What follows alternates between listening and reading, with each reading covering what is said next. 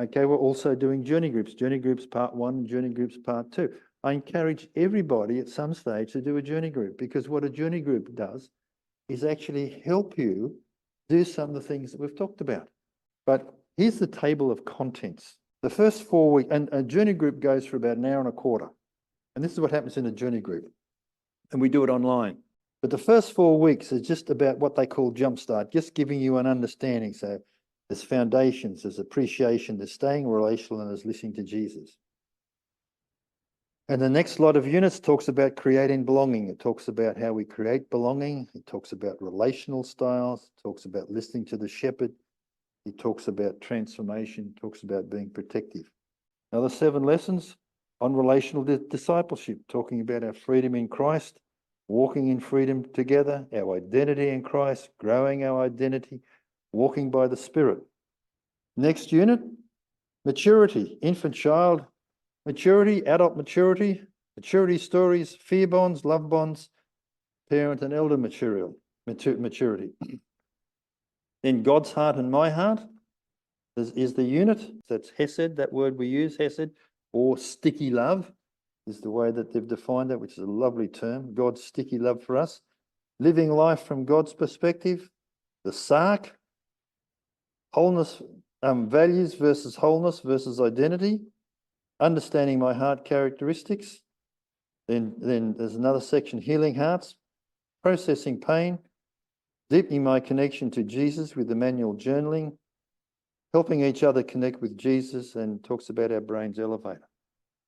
So there are, there's about 40 weeks. So the way we did it last year was to go through first, 20 weeks, take a spell, say to the people doing it, you want to continue? They all said, yes, please. We start out and we do what's called a check-in. Most of you are familiar with that now. We're just saying, this is where I'm at. We don't say I've had a nice day or I've had a lousy day. We don't want to know what you've done at work or your time at the beach. We just talk, what's actually happening inside here? What are you feeling? Where are you at? And what's your body feeling? Someone gets on and says, oh, I don't really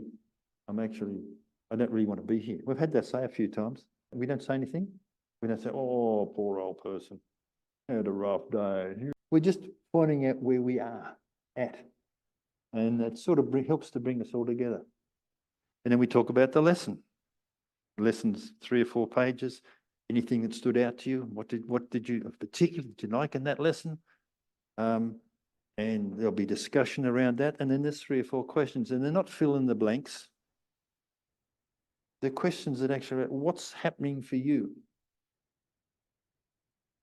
And we mightn't even get to all the questions. Doesn't matter.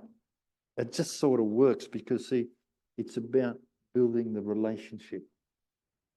And as that happens, and then we finish by having what we call 2-way conversations with God. And you're trained in that, and that might be a time when we just learn how to express appreciation to the Lord. And that's what, you remember that term that was Mary used, relational circuits? That appreciation helps to turn on our relational circuits. And then we ask, just see what God says. And that's the journey group. Obviously, God's in it because people change. People change. Almost before your eyes sometimes. And what I like, their wives tell me they've changed.